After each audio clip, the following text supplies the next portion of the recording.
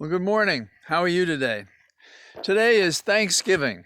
It's a gorgeous day here, and I hope that you've managed to retreat to your family and retreat from the noise, the cacophony of news that daily dwells upon us, causing us to have minor episodes of PTSD.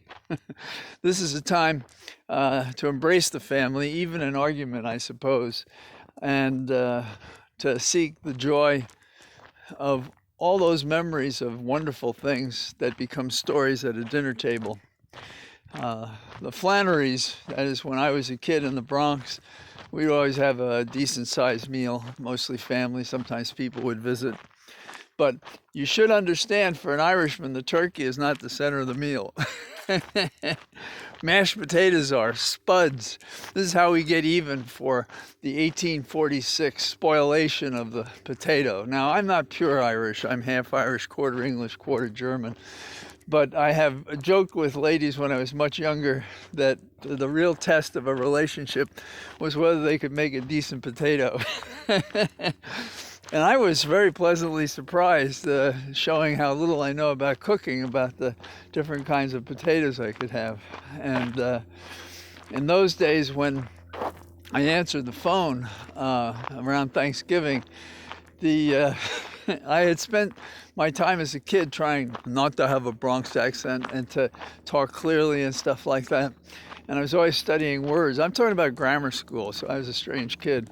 And so I'd answer the phone and they'd be calling about Thanksgiving. And I'd say, "Hello, this is the Flannery residence. How can I help you?" And they get on with my mom or dad. And say, "What's it with John? What's he putting on airs for? What's this Flannery residence thing?" And so then people would come over, like I'd probably come over to your house now, and we'd talk and trade stories, and some were good and some were not so good. And one of the reasons I really don't like beer, an occasional beer, is because my uncle at one of these celebrations gave me a sip of beer. And I believe from that moment forward, I ran beer rackets in college and amassed some funds to run for office and things like that, but I never really liked beer. But give me a rum and coke. That's different. And there's certain kinds of, sweet wines, I confess. So in our household, I don't remember beer or wine ever at the table. And we did have a huge turkey. Now, as compared to that today, this branch of the Flannery family is having a vegan turkey. And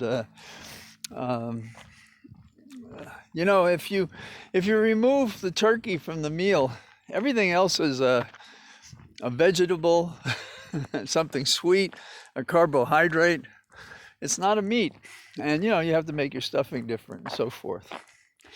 So I see people like ours today putting aside, if they have differences, those things, dwelling upon those who are not with us this year that were last year, about warmth and friendliness, perhaps too much food.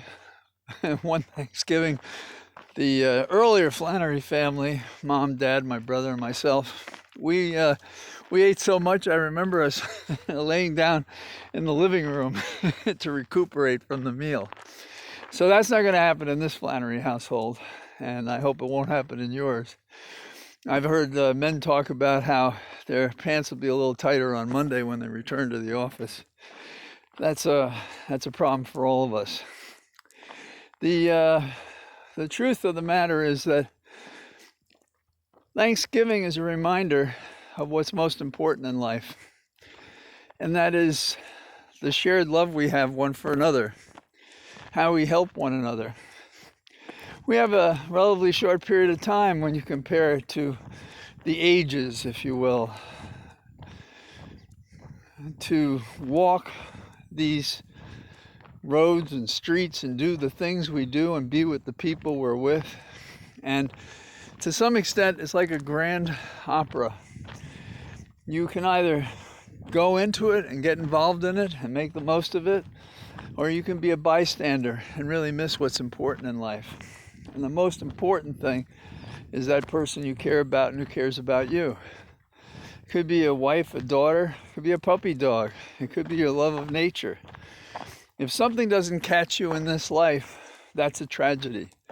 Something catches you to do something, be someone, go somewhere. It doesn't have to be grand. It's just to be alive. And on this day, it can be easier to be alive because we trade enjoyable stories about where we've been, where we hope to go, hopes and dreams, past sorrows. And so on this special day, I hope you have an opportunity to have already had fun or to have fun for the remainder of the day, embracing each other, laughing with each other, lifting a tall glass, and repairing yourself for the pains and tribulations that are what we've had to suffer. And I'm talking politically, epidemic and everything else. What we have to celebrate is the fact that we're together, probably that we've been vaccinated, we're able to make a living, we're indoors, we have food, we have people who care for us. And when you get right down to it, you don't really need much more than that. So from our family, Holly and John, to yours, we hope you had a wonderful day, or will have a wonderful day, depending on when you hear this. And we'll talk to you again tomorrow about the pains and sorrows of real life in America. All the best. Bye-bye.